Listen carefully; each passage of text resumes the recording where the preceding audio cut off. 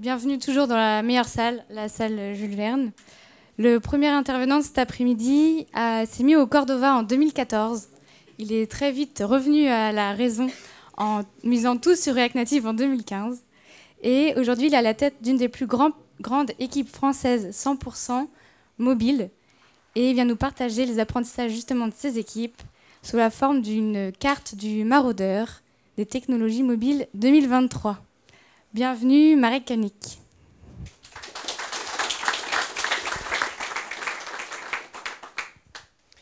Bonjour à tous. Ça fait énormément plaisir d'avoir une salle aussi pleine pour cette annonce du radar. J'espère que vous ne dormez pas. Si vous dormez, vous avez besoin de reprendre un peu d'énergie. N'hésitez pas à vous lever un peu, étirer les jambes et se reposer. On a presque une heure, on a 45 minutes pour parler du radar.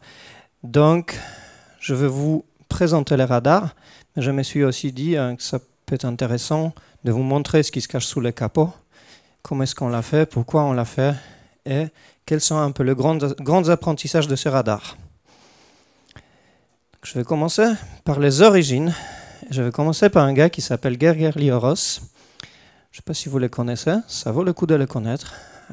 Il est aujourd'hui aussi advisor chez MobileDev, qui est une super plateforme de CI mobile. Il a écrit ce bouquin, qui est un magnifique bouquin. Et il a fait quelques tweets rigolos.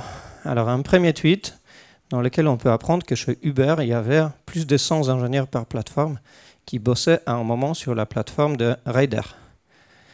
Ce n'est pas une exception. La même chose s'est passée chez Facebook, sur la refonte du Messenger. Il y avait plus de 100 ingénieurs. Mais du coup, suite aux différentes discussions qui ont eu lieu dans ces postes-là, il a fait un sondage. Et dans les sondages, il a demandé, mais en fait, c'est quoi les tailles d'équipe? La plupart des équipes mobiles, ce sont des équipes très petites. On a moins de 5 personnes, moins de 5 ingénieurs dans une équipe. Et bon, moi, j'ai essayé de faire le même sondage que lui. Lui, il avait 818 votes. Moi, j'ai réussi à en avoir 31 en une semaine. Mais les datas sont assez proches. Bon, si je mets les mêmes sur un Excel, ça bouge dans vraiment pas beaucoup. La plupart des équipes mobiles sont très petites. Et en fait, c'est un problème. C'est un problème parce que si on a une petite équipe, on ne peut pas se permettre d'investir beaucoup dans la veille. On ne peut pas se permettre d'investir beaucoup dans les investigations, dans les insights, dans la comparaison des différents frameworks. Si on veut livrer quelque chose à la fois, c'est un problème. Pour vous illustrer le problème, est-ce qu'il y a des gens qui font du Flutter dans la salle? Ok, la slide que vous allez voir, ceci n'est pas un troll. J'ai beaucoup de respect pour la communauté Flutter qui est extrêmement active, qui est extrêmement innovante, mais qui a inventé 16 manières de gérer les states en 5 ans. C'est un extrait de la page officielle de documentation de Flutter sur la question de state management. En fait, c'est retrouver dans 16 solutions, comparer, choisir laquelle est la meilleure et l'adopter pour notre projet, pour potentiellement changer dans 1 an, 2 ans, 3 ans, si elles ont évolué. C'est extrêmement compliqué. Donc on est à la fois dans un écosystème qui est hyper dynamique, c'est très très riche, c'est très intéressant, c'est excitant pour les développeurs, et en même temps, en fait, chaque choix qu'on prend est risqué, et vraiment il y a un embarras de choix. Et ça ne concerne pas que la communauté Flutter. On peut parler de la même chose côté React Native, on peut parler de la même chose côté natif. J'ai quelques exemples à vous donner. 2022, SwiftUI is a massive mistake for Apple. Est-ce que quelqu'un a déjà fait du SwiftUI? Vous avez mis en prod peut-être? Vous avez essayé? Alors, il y a des pour, il y a des contre, mais en fait, honnêtement, ça se passe si on sait quel pattern éviter. Alors, les architectures Android, il y en avait beaucoup, il y en a toujours beaucoup. Laquelle on choisit? Bien évidemment, côté React, il faut utiliser du Redux. Il ne faut pas utiliser Redux. C'est difficile en prenant un article, une position, même si la personne est connue, même si la personne est vraiment respectée dans la communauté, c'est difficile de faire ce choix. Et bon, encore une fois, ça vous l'avez déjà vu. En fait, pourquoi je vous parle de tout ça? Parce qu'en fait, c'est mon job. Je suis CTO et cofondateur de BAM. On est une agence mobile, on développe des applications mobiles. Et j'ai un objectif qui est assez commun pour des fondateurs, c'est de soutenir la croissance de la boîte. J'aime bien que le business développe. Et les produits de BAM, c'est la compétence des équipes et les insights qu'on a. Donc moi, je suis un peu obligé de répondre à toutes ces questions-là, parce qu'à chaque fois que j'ai un client qui vient me voir, il me dit « Marek, c'est quoi la meilleure solution pour mon cas ?» Je sais pas. C'est quoi ton cas? Donc il paraît qu'il y avait un panel tout à l'heure de discussion là-dessus, mais la question c'est, en fait, c'est quoi ton cas, quelle est la techno? Et en fait, la seule manière d'y répondre, c'est de connaître en profondeur toutes les technologies, et plus on en connaît, mieux on peut répondre à la question. Donc il me faut une méthode. D'abord, il me faut un framework. Et donc je conçus un framework de comment est-ce que je vais être sur le sujet. Donc la première partie, c'est de s'informer, organiser l'information. Il y a plein de flux, plein d'infos, de conférences, des articles, des machins, mais en fait, il faut que moi et mes équipes, on s'informe en permanence et qu'on mette l'information quelque part. Une fois qu'on l'a agrégée, on peut générer et confronter des idées. On peut parler, on peut créer des lieux de discussion, des moments de discussion, on peut globalement trouver un consensus laquelle des solutions nous convient le mieux ou éventuellement quels sont les avantages et les inconvénients. Et ensuite, une fois qu'on a beaucoup discuté, on expérimente. On fait des POC, on fait des tests, on essaye de les mettre sur le projet, ensuite on rollback. Voilà, ce genre de choses. Donc j'ai commencé à concevoir mon framework. On a mis ça dans les équipes, et en fait, on a aujourd'hui une taille qui est vraiment intéressante. On a 70 ingénieurs mobiles chez BAM. Donc on peut vraiment avoir des discussions qui sont larges, qui sont profondes en même temps. Et on a créé des moments type un café tech React Native où en fait les gens se rencontrent pour papoter de la tech et forger des avis. Et en fait ça marchait pas tout à fait, ça marchait un peu mais il manquait un truc. Je me suis dit, il manque quelque chose dans mon framework. Qu'est-ce qui manque? C'était pas facile à trouver. Mais en fait l'inspiration était à la portée des mains. Ça fait 10 ans que je suis une étude, une publication de ThoughtWorks, qui est une des grandes boîtes mondiales qui fait le même métier que nous et qui est, surtout, pas sur du mobile, et qui a réussi à faire des choses vraiment intéressantes. Et ils sortent tous les 6 mois un radar. Et il y a de tout. Il y a des techno-mobiles, il y a des techno-backend, il y a du cloud, il y a des manières de faire. C'est une des entreprises qui a par exemple popularisé le terme microservice. Et donc, le Technology Radar, pourquoi c'est intéressant pour nous? Pourquoi c'est intéressant pour le cas? Parce que c'est une manière d'échanger avec la communauté. Tant qu'on n'a pas publié nos avis, tant qu'on ne les a pas sortis, tant qu'on ne s'est pas fait changer, mais en fait, ça reste 70 personnes qui discutent de certains sujets et pas des dizaines de milliers, des centaines de milliers de développeurs qui peuvent encore plus enrichir la discussion. C'est quoi un tech radar? C'est très simple. On a des blips. Donc les blips, c'est des points lumineux sur un radar qui apparaissent. Et en fait, un blip, ça peut être soit une technologie, soit une technique de programmation. Ça peut être un peu de deux. Chez nous, on a plutôt de technologies, mais il y a aussi quelques techniques. Et en fait, un blip, il a un niveau de recommandation. Des niveaux de recommandation, il y en a 4. Le premier, c'est le Adopt. On vous recommande cette solution. C'est la meilleure pour son cas d'usage. Allez-y, les yeux fermés. Ensuite, il y a Trial. Donc, Trial, c'est un niveau de recommandation où il y a soit des trade-offs. En fait, cette technologie, elle est bien, mais par contre, elle a une telle limitation. Il faut vraiment bien vérifier si la limitation, vous pouvez vivre avec. Soit il y a plusieurs technologies qui sont plutôt équivalentes.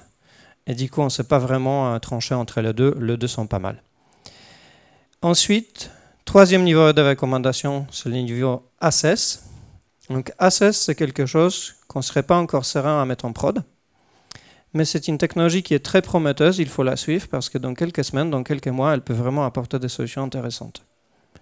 Donc peut-être c'est un bon moment pour faire un petit POC, lire la documentation, se renseigner sur le sujet. Et le dernier niveau, c'est le Hold. à hold, c'est une recommandation de ne pas toucher à la technologie pour l'instant.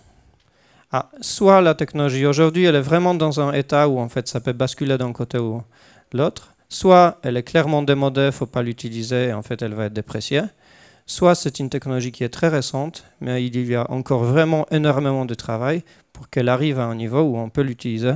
Et du coup, si on ne se sent pas contribuer à la développer avec la communauté, il vaut plutôt mieux pas toucher parce qu'en fait elle va trop évoluer dans le futur.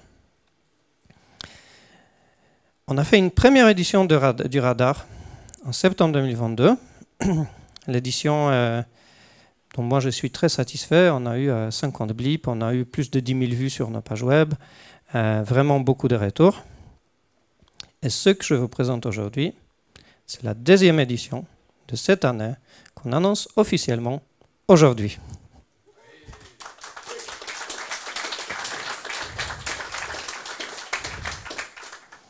Et j'ai dit lancement mondial parce qu'on a notre bureau à Londres qui va publier leur édition un peu plus tard. Donc on est premier ici à Nantes. Alors, c'est en ligne. Il y a un site web que vous allez voir aussi à la fin. Il y a le QR code à plusieurs endroits. Et on a réussi à amener une centaine de radars qui vont se trouver sur notre stand tout à l'heure. Donc si vous voulez récupérer en format papier, il y a aussi une possibilité de le faire. Comment est-ce qu'on construit un radar? D'abord, on a besoin d'écouter à nos équipes et du coup de recueillir des propositions. Donc pour cette édition-là, on a eu 111 propositions des équipes qui ont dit, mais en fait, c'est les technologies et les pratiques dont on veut parler. Alors, vous voyez, il y en a quelques-unes qui sont annulées. On n'a pas parlé de Firebase UI Off, ce genre de choses. Il y en a eu clairement trop. On n'a pas aujourd'hui la bande passante pour sortir un 111 blips du radar, rechercher, travailler, écrire, etc. Donc on a réduit en utilisant 3 critères. Le premier sujet, c'est est-ce qu'on connaît les sujets en profondeur? En profondeur, ça veut dire soit on a fait des POC, on a mis en production, on a essayé, on a travaillé avec, pour des technologies qui sont un peu plus matures, soit il y a eu une veille extensive de notre équipe sur une technologie qui est très récente, où on connaît très bien les solutions équivalentes, donc du coup on est capable de rapidement se faire un avis sur celle-ci précisément. La deuxième question, c'est est-ce que c'est une question qui est une question intéressante pour la communauté? Est-ce que la communauté se pose cette question? Aujourd'hui, est-ce qu'il faut faire du TypeScript dans React Native? Je pense que je vais avoir 95% de personnes qui vont dire oui. Ça ne sert à rien de mettre un avis là-dessus, sauf si on dit un jour, mais arrêtez TypeScript. Troisième question, est-ce que nous avons un avis tranché sur la question? Il y a des questions sur lesquelles on sait qu'il y a des choses intéressantes à dire, que c'est vraiment très actif, mais en fait on n'arrive pas trop à décider. On préfère ne pas publier ça, en se disant, une fois qu'on sait vraiment apporter de la valeur à la communauté, on va en parler.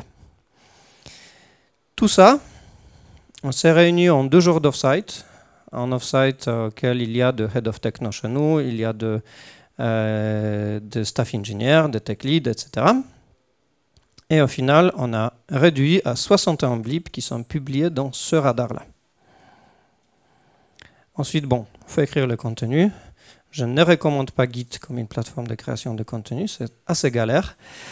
Au moment que quelqu'un fait un push rebase sur la totalité du radar et on se retrouve avec des anciennes versions à une journée avant l'impression, c'est un peu chaud. Mais voici ce qu'on a obtenu. Donc il y a 19 technos dans le cadran React Native. Vous voyez, on parle beaucoup d'export, on parle de quelques solutions pour le React Native plus web, on parle de nouvelles choses qui arrivent dans React Native. On a 19 technologies côté Flutter, notamment Shorebird dont je vais parler tout à l'heure. Beaucoup de contenu côté natif, 18. En mélange Android et iOS, c'est aussi un peu la manière dont on est construit chez nous. Mais ça nous laisse aussi un 4e cadran pour la technologie qu'on appelle transverse. Et ça, c'est beaucoup de techniques. Il y a très peu de technologies, mais des manières de faire qu'on recommande dans la communauté mobile. Je pense que c'est aussi quelque chose qui est très important pour nous. Alors, quelles sont les tendances 2023?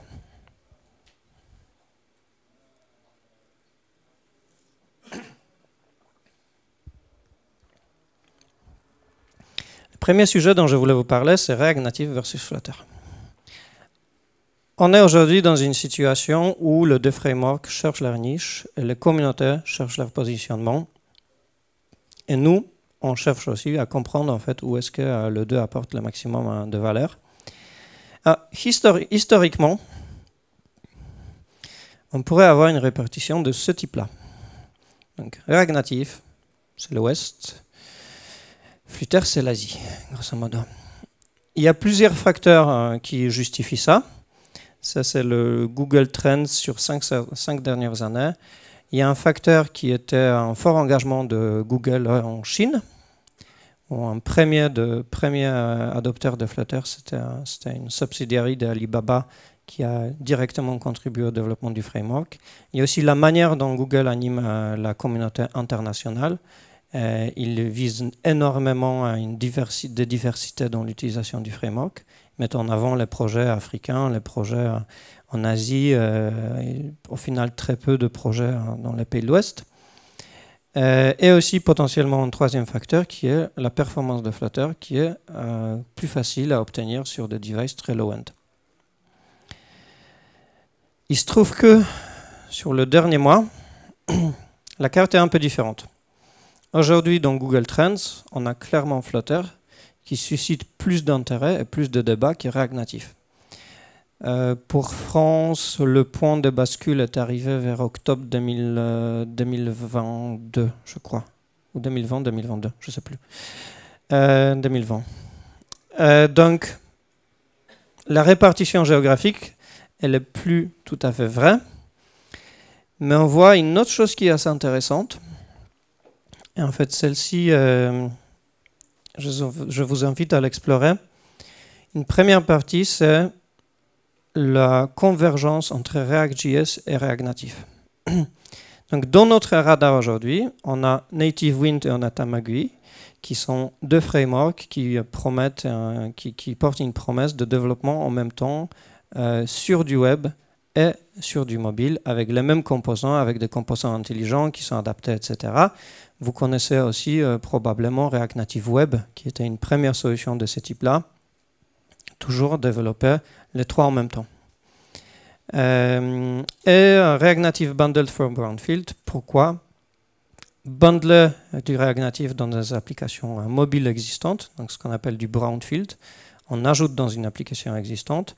On peut aujourd'hui très bien faire un AR ou un framework avec une application React Native. Ça permet de réutiliser notamment des composants web qui ont été développés par les équipes et passer en douceur ce composant dans une application mobile native existante. Côté Flutter, notre hypothèse, c'est qu'en fait Flutter aujourd'hui, il va vraiment réussir partout où on a besoin des animations, déjà à cause de la structure du framework, mais on voit aussi des changements qui arrivent avec Impeller. Donc Impeller qui permet de compiler des shaders et du coup d'éviter les junk de démarrage.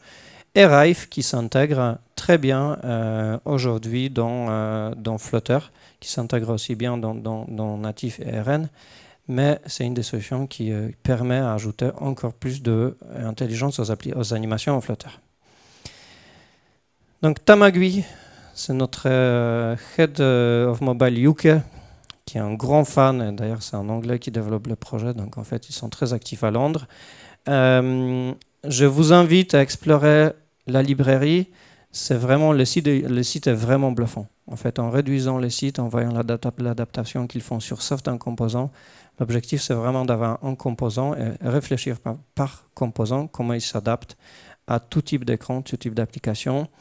Très nouveau, très récent comme framework. Donc on a encore beaucoup, il nous manque encore beaucoup en termes de documentation, en termes de tutoriels, en termes de comment onboarder les gens, mais c'est déjà production ready. Impeller for iOS. Alors Impeller, donc je parlais de ça.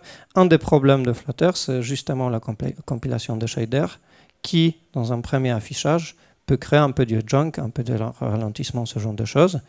Impeller essaye de précompiler le shader au build et du coup on peut avoir potentiellement une application qui est plus rapide. Ça fonctionne sur iOS en théorie. En fait, on voit qu'encore aujourd'hui, les performances ne sont pas forcément apportées partout. Il y a certains endroits où en fait, on voit quand même du junk. Il y a certains éléments qui étaient fluides sans impeller qui ne sont pas forcément performants si on l'active. Donc aujourd'hui, c'est activé par défaut sur iOS et c'est mieux qu'avant, mais ce n'est pas un choix qui devrait être fait d'une manière complètement automatique. Donc, essayez Impeller, on est dans le trial, très probablement, ça va marcher pour vous. Deuxième sujet, Mobile DevOps. J'ai discuté il y a quelques mois avec Willy, justement un des organisateurs de nouveautés, de choses importantes dans mobile. Et en fait, on est tombé dans la discussion sur le sujet de Mobile DevOps. Il disait que ça va être un sujet important. Je disais OK, ouais, soit. Et en fait, au moment de faire les radars, je me suis rendu compte à quel point c'était un sujet important. Voilà le nombre de technos intéressantes dans Mobile DevOps qu'on a trouvé à mettre dans les radars. J'hésitais à dégager la catégorie transverse, juste faire une catégorie Mobile DevOps. Il y a un peu de tout, parce qu'en fait, Mobile DevOps, c'est aussi un sujet très très large. Mobile DevOps, on peut le regarder vraiment au moment de juste la mise en production. En fait, comment est-ce qu'on fait pour déployer automatiquement. Mais Mobile DevOps, c'est aussi tout l'outillage de toute la chaîne de production tout au long de notre processus. Donc en fait, comment est-ce que j'installe l'application sur mon ordi, comment est-ce que j'accélère les tests, comment est-ce que j'accélère le dev, comment est-ce que j'accélère les différentes parties du build. Et quelques sujets intéressants, et du coup les évolutions aussi qu'on voit, le deux blips précédents, c'était des blips nouveaux. Là, sur du Mobile DevOps, on est clairement dans une optique où en fait, il y a des choses qui se changent et qui améliorent. La première étant Expo. Donc Expo, c'est une solution pour React Native qui permet de vraiment automatiser toute la partie build d'installation avec notamment Expo Go, qui est carrément une application qu'on installe sur notre projet. On peut injecter le projet dedans et en fait ouvrir, tester très très rapidement. Initialement, et on n'est pas le seul à le penser, on était plutôt contre Expo. On avait nos outils, on avait notre chaîne de production, Fastlane, tout ça. Et ça, c'est un article de Z-Tribe en 2021 qui dit, en fait, je ne recommande pas Expo pour un usage professionnel. Et en 2021, je serais d'accord avec cet article. Je pense que c'était un bon article. En fait, les choses ont changé. Expo aujourd'hui, chez nous, on les passe, on adopte, on l'utilise quasiment sur tout le projet. Donc en fait, il y avait encore avant des problématiques de comment est-ce que je fais avec les modules natifs, comment est-ce que je fais pour l'éjecter si besoin, etc. Aujourd'hui, c'est un no-brainer. Si vous lancez une nouvelle app sur React Native, allez sur Expo. Le blip suivant, Shorebird. Donc Access. Peut-être Guillaume qui va me dire que ça doit être trial. Donc nouvelle solution. En fait, Shorebird, on a fait l'atelier de conception du radar fin avril. Et en fait, on avait un tweet et une vidéo de démo qui annonçait Shorebird. Shorebird, c'est du code push pour Flutter. Donc, on peut déployer over the air directement, mais faire des mises à jour en bypassant les stores avec Flutter. Quelque chose qui était jusque-là possible uniquement avec React Native. Un peu si on voulait vraiment s'y accrocher avec toutes les solutions qui passaient par de WebView, etc., c'était possible. Et sur du natif, on préférait du feature flag, mais aujourd'hui, Dart a sorti, un des créateurs de Dart, de Flutter, a sorti Shorebird, qui est une solution déploiement over the air. Et en fait, ça illustre aussi une des difficultés de faire un radar comme le nôtre, parce que si vous voyez bien, on a écrit, elle n'est pas encore disponible pour les applications développées en Flutter. Voici la démo. Et voici le site sur lequel on dit « Supports all Android devices, iOS launching July 2023 ». Donc, mon radar ne sera plus à jour dans un mois. Mais bon, c'est un snapshot de connaissance à un moment, il faut le sortir. C'était une super nouveauté pour la communauté Flutter. Côté natif, donc on a des micro-features qui passent de Assess en Trial et on a du Twist qui passe de Trial à Adopt.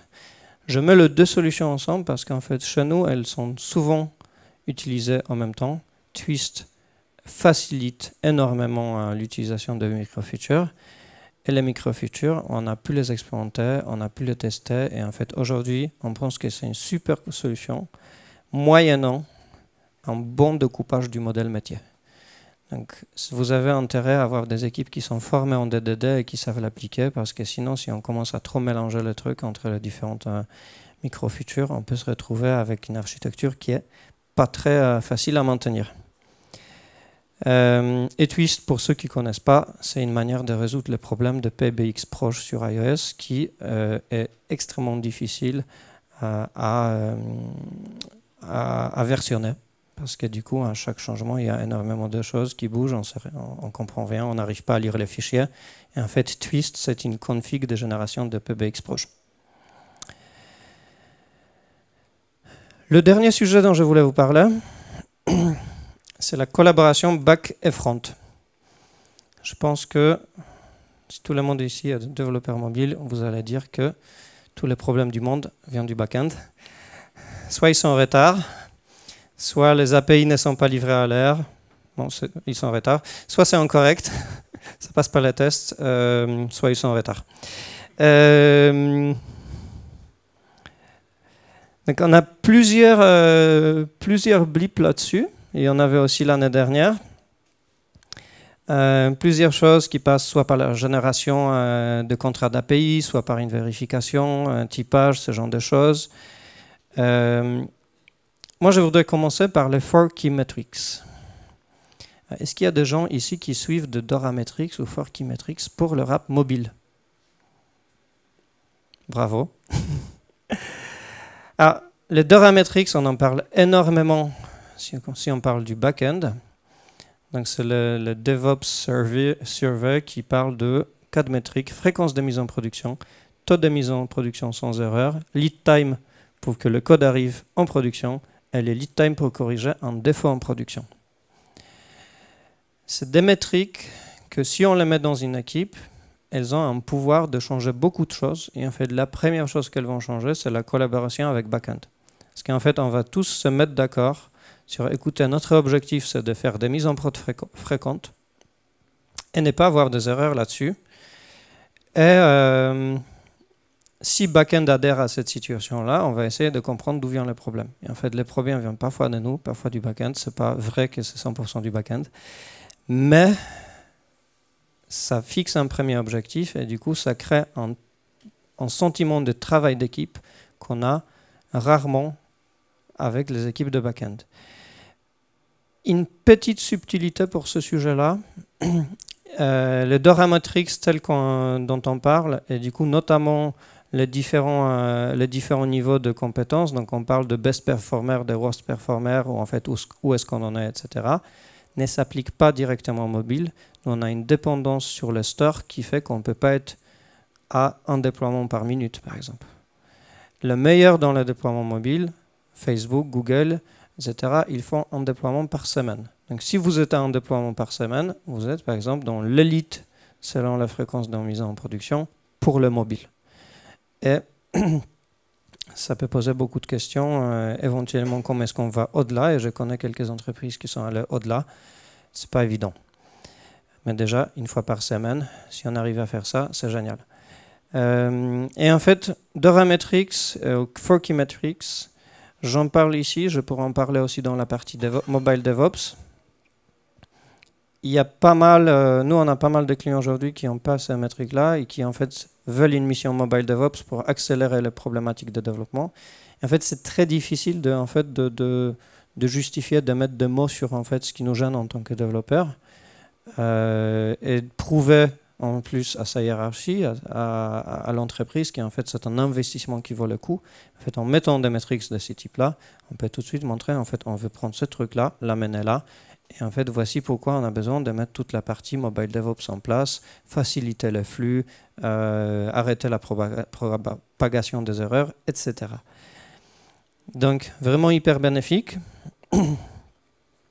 Alors, TRPC, ça c'est côté React Native, c'est une manière de faire du typage en TypeScript, côté serveur, côté front, qui pareil nous permet d'éviter certaines erreurs mais en fait on n'a pas les mêmes contrats côté front et côté back. Ça je pense que tout le monde l'a déjà vu. On pense que ça va être un numéro mais en fait c'est une string. On pense qu'il n'y a pas de valeur nulle mais en fait si. Mais parfois c'est nul écrit en texte. Donc il y a énormément d'initiatives intéressantes aujourd'hui à ce niveau-là. Comment est-ce qu'on arrive à bridger le gap? TRPC en est une. C'est aujourd'hui en access chez nous, il y a des problèmes, on ne gère pas bien le versionning d'API, on ne gère pas bien le upload, donc clairement pas à mettre en prod, mais si vous avez moyen d'explorer une de ces solutions, notamment TRPC, et en fait voir qu'est-ce qui pourrait s'appliquer chez vous, pourquoi, où aller, ça peut enlever énormément d'erreurs et de bugs. La dernière partie du sujet, c'est des débats. Donc, je ne veux pas éviter de discussions difficiles. On est là aussi pour raconter ce qui est vrai. KMM, pour ou contre? Donc, au dernier radar, on a mis KMM en hold. On a mis KMM en hold parce que BAM a en passé, depuis 2015, on fait du React Native, on fait énormément du multiplateforme. On était pendant longtemps convaincu que multiplateforme fonctionne très bien, donc en fait, Kotlin multiplateforme n'est pas forcément nécessaire et potentiellement inférieur aux autres solutions multiplateformes qui existent. En plus, après les tests que nous avons faits, en fait, on a vu qu'il y avait énormément de problèmes techniques, de complexité technique avec KMM, du type, en fait, comment est-ce qu'on installe les projets, comment est-ce que les développeurs iOS s'en servent. C'est une question qui n'est pas facile à résoudre, surtout si on veut garder justement ce côté-là en fait, on a quand même deux équipes, une Android, une iOS, etc. Et en fait, cette année, on l'a mis en access. Après, un débat vraiment animé. On l'a mis en access pour plusieurs raisons. La première, c'est que KMM évolue énormément. Il y a de très belles choses qui arrivent. Certains de nos blocages, de nos préoccupations commencent à être résolus.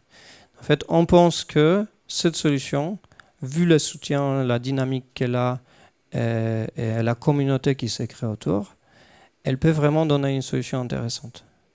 Est-ce qu'aujourd'hui, on serait à déployer quand même sur un projet? Pas encore. Mais il y a un an, on n'y croyait pas. Aujourd'hui, on y croit. Deuxième débat animé. Je ne sais pas si vous voyez la couleur, mais en fait, tous les débats animés, c'était du natif. SwiftUI. Alors, adopt ou hold? C'était ça le débat. Donc on l'avait en adopt l'année dernière, on l'a gardé en adopt. En fait, l'année dernière, la manière dont on l'a mis en adopt, la fin de la discussion, c'était bon, c'est clairement pas prêt. En fait, en même temps, si on démarre un projet sur iOS, autant démarrer avec la techno du futur. Donc en fait, on va dire aux gens qui veulent nous écouter, ben, allez-y. En fait, le débat de cette année, c'était il y a toujours des cas limites sur lesquels on peut passer des semaines et des semaines sans les résoudre. C'est toujours très facile pendant 90% du projet et extrêmement compliqué pendant 10% du projet. Ça n'a pas vraiment changé depuis l'année dernière. Est-ce que ce n'est pas le moment de dire aux gens, écoutez, on y croyait, on n'y croit plus, contrairement à KMM. Donc bon, on penche plutôt vers Adopt. On pense que c'est la technologie de futur sur iOS. On aimerait bien que ça arrive un peu plus vite. Le dernier débat, Coin. Donc Coin, l'année dernière, on l'a mis en adopt. Coin, pour ceux qui ne connaissent pas, c'est une librairie d'injection de dépendances. Il y a des puristes qui vont me dire que ce n'est pas une injection de dépendances, c'est du service locating. En fait, Coin, notre équipe native était vraiment fan. Par contre, on a eu un retour de la communauté qui était génial, qui disait, mais en fait, vous n'avez pas pris Daggerhilt assez au sérieux. Donc en fait, Coin a ses avantages, mais en fait, il a ses inconvénients. Ils sont aussi résolus par une solution différente qui a à peu près l'inverse. Donc en fait, vous ne pouvez pas mettre un en adopt et l'ignorer l'autre. Donc on a mis Daggerhilt dans les radars cette année-là, ce qui fait qu'on a aujourd'hui deux solutions équivalentes, deux solutions qui sont très bonnes, chacune avec ses petits avantages, petits inconvénients, et du coup, on a rétrogradé Coin en trial. Et bon, idéalement, j'aimerais bien ne pas faire ce genre de choses, et du coup, avoir Daggerhilt et Coin l'année dernière, tous les deux en trial. Mais ce radar, c'est aussi un témoin de nos connaissances, de notre débat, de ce qu'on sait, et c'est la communauté qui nous a fait vraiment grandir sur cette question-là. Donc, faire un radar, comme vous avez entendu, c'est des choix difficiles. Des fois, il y a des débats. Des fois, moi, je suis obligé, au bout de 15 minutes de discussion tranchée, en disant, écoutez les gars, on a 110 technos à revoir en 2 jours. Donc, on arrête les débats là, j'ai pris la décision. Mais c'est aussi quelque chose qui bénéficie énormément d'avis de la communauté, des échanges, des challenges. Et du coup, j'ai hâte de savoir ce que vous en pensez et que vous le découvriez tout à l'heure. Merci beaucoup.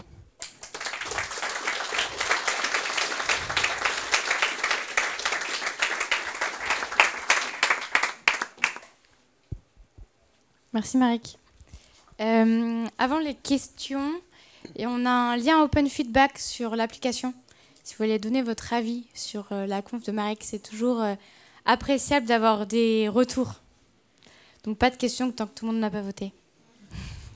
Bah, et on a le temps pour les questions. Je crois qu'il y avait une question là. Merci. Comment tu choisis les technos que vous avez déjà testés dans le radar de l'année dernière, de repasser dessus pour le radar de cette année? Yes, donc je ne vais pas parler de beaucoup de stats, mais on a à peu près 60% des blips qui sont nouveaux. Il y en a 20 qu'on a retenus, qu'on a gardés. Sur les 20 qu'on a gardés, il y a à peu près la moitié qui a bougé et une dizaine qui n'a pas bougé. Donc, comment est-ce qu'on garde, comment est-ce qu'on décide de garder? La première règle, on a essayé de suivre ThoughtWorks. Donc, ThoughtWorks, ils font un radar tous les 6 mois et ils décident que si un blip n'a pas bougé pendant 6 mois, pendant 2 éditions, donc pendant 1 an, ils le sortent. Parce qu'en fait, si vous regardez l'historique, il y avait un moment où ils ont recommandé Git. En fait, c'est bien de recommander Git, on adopte, mais on ne va pas le faire en 2023. Donc, il faut bien le sortir mécaniquement à un moment. Et du coup, eux, c'est 1 an. Donc, en fait, on a décidé d'abord de sortir tous les blips qu'on n'a pas mis à jour. Et ensuite, on s'est dit, il y en a quand même quelques-uns qu'on juge extrêmement importants et qui ne sont pas encore adoptés par la communauté. Et donc, on a remis ceux-là, notamment Forky Metrics. C'est des rencontres avec nos clients et d'autres personnes en fait, qui nous font dire en fait, c'est toujours un sujet dont il faut parler. Vous avez vu, il y avait une personne qui a levé la main aujourd'hui. Et certains autres où on a vraiment eu des feedbacks terrain qui nous ont dit ok, cette techno, elle n'est pas assez connue. Merci.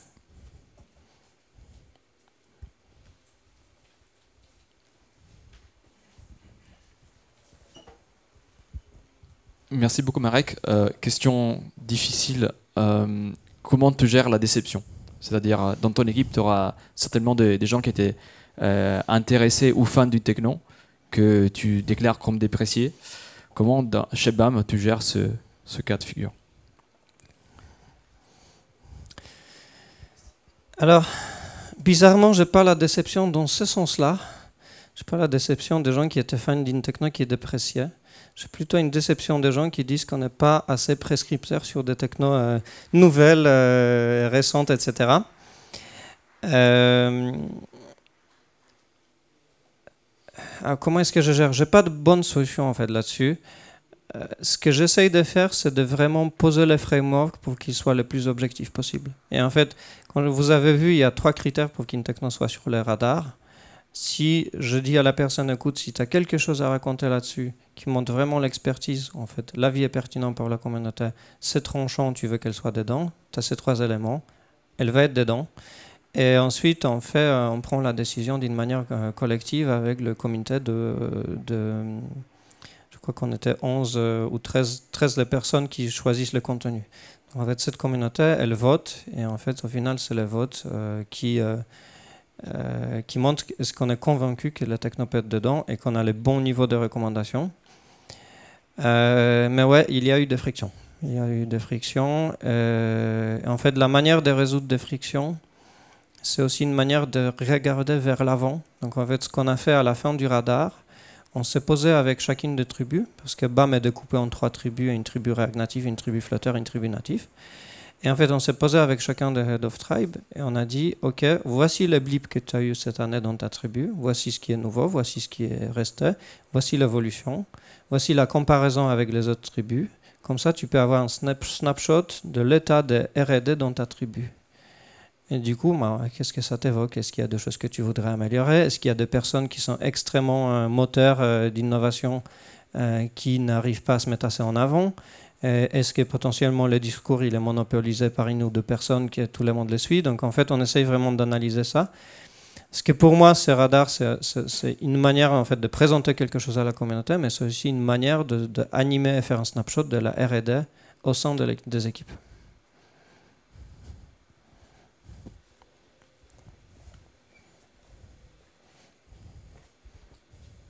Merci beaucoup Marek et pour tout ce boulot. Je suis arrivé un peu au moment, désolé, je suis arrivé un tout petit peu en retard au moment où tu disais je recommande pas Git comme outil pour faire cet exercice. Et moi ce que je trouve très intéressant dans ta présentation, c'est également quand tu dis justement toutes les frictions qu'il y a eu entre les devs, toutes les discussions. Et du coup si c'est pas Git, vers quoi tu aurais envie d'aller comme outil pour un peu documenter justement ces discussions, c'est-à-dire pas juste le résultat final des discussions, mais que l'année d'après vous rouvrez pas le truc en disant bon, si c'est pas la même équipe en plus, il y a des gens qui ont changé, comment on revoit un peu ce qu'on avait dit à l'époque? Alors, on a fait deux éditions en utilisant Git, justement pour ça, parce qu'en fait on s'est dit, en fait, il y a tout, il y a l'historisation, il y a des code review, vraiment tout ce dont on peut rêver. Il y a deux, trois complexités avec Git. Donc la première, c'est vraiment le problème qui sont liés au branching, etc. On a eu des problèmes de code push au dernier moment qui étaient extrêmement douloureux, du force push, pardon. La deuxième, c'est qu'en fait, c'est une démarche où il faut arriver à inclure les non-tech. Donc on a des responsables marketing qui font la relecture, qui font un peu l'amélioration du wording, ce genre de choses. On a un traducteur, parce que du coup on sort en même temps une version anglaise et une version française. Et en fait, toutes ces personnes, il faut arriver à les inclure. Et en fait, ce qui se passe quand on utilise Git, dans la forme la plus brute, nous on était sur GitHub, c'est que en fait on exporte le fichier à un moment pour se dire ok c'est bon, les techs ont fini leur taf et du coup maintenant on envoie ça en marketing, traduction et design. Sauf que c'est pas vrai parce qu'en fait le travail de tech ne s'arrête pas à ce moment-là. Vous avez vu Shorebird, en fait au moment qu'on l'a publié, au moment qu'on a écrit l'article, il n'était pas encore publié, donc en fait on était obligé de le mettre à jour genre une semaine avant l'impression du radar. Alors qu'en fait tous les autres blips étaient déjà faits en cours de traduction. Donc en fait, là, on commence à avoir des divergences entre la version qui est chez le traducteur, entre la version qui est sur GitHub, entre ce qui doit arriver, etc. C'est extrêmement compliqué à gérer. Et une des résolutions de problèmes qu'on fait, un des post-mortem qu'on fait, c'est justement quelle solution on va choisir pour créer le contenu l'année prochaine, parce qu'on veut éviter les frictions entre différentes post-tech et non-tech.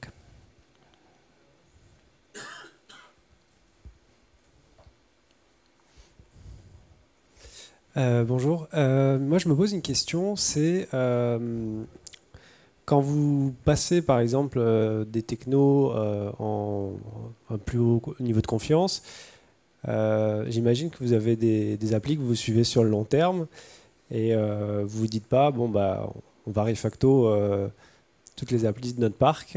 Et donc, est-ce que vous faites des refactos déjà liés à des promotions dans le radar? Et voilà, c'est comment vous gérez un peu les technos que vous mettez en up. par rapport à l'existant. Oui.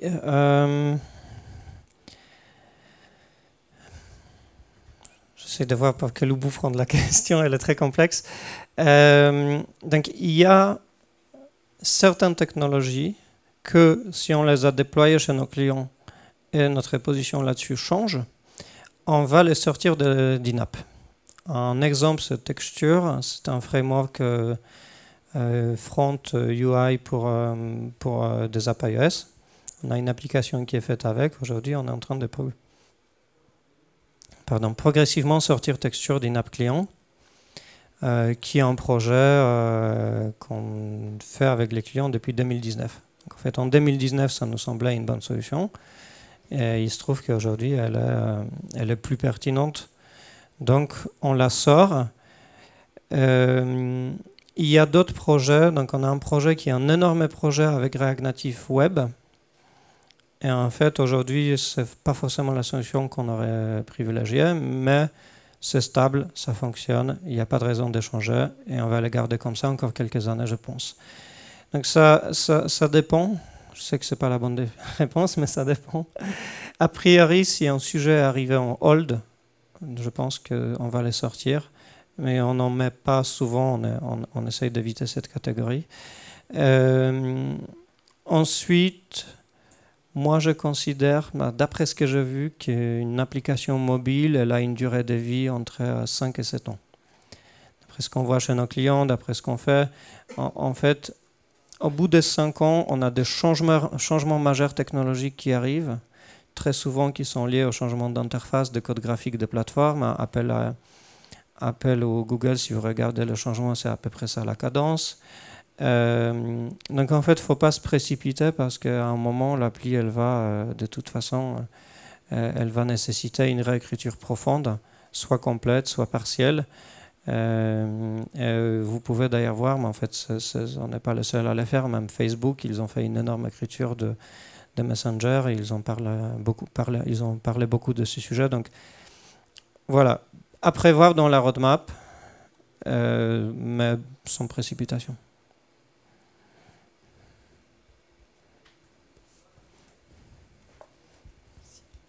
Yes. Du coup, moi, une question sur l'organisation. Il y a pas mal de technos qui sont un peu pas prêts pour la prod. Comment vous faites pour que tout le monde ait assez de temps de POC ou d'explo pour que chacun ait un avis assez construit pour donner un choix comme ça pour le radar après? Tout le monde n'a pas assez de temps pour faire ça. Un peu... En fait, plus on est expérimenté, plus on a du temps dispo.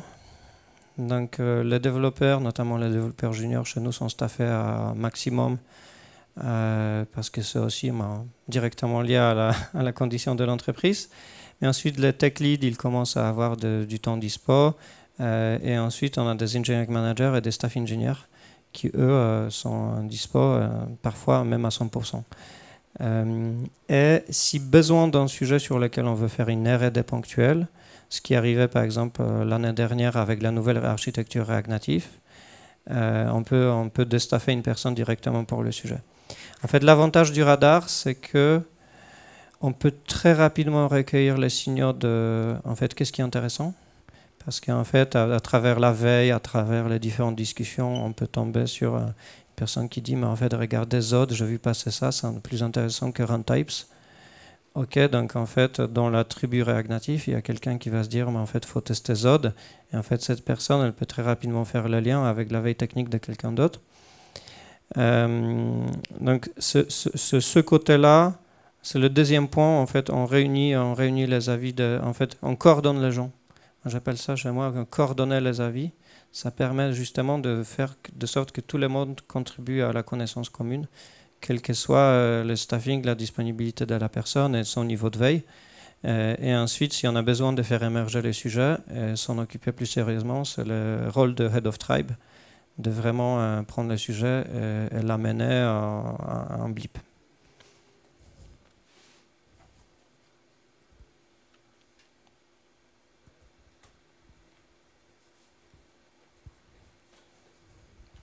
Une dernière question, ou 2 dernières questions, on a encore un peu de temps.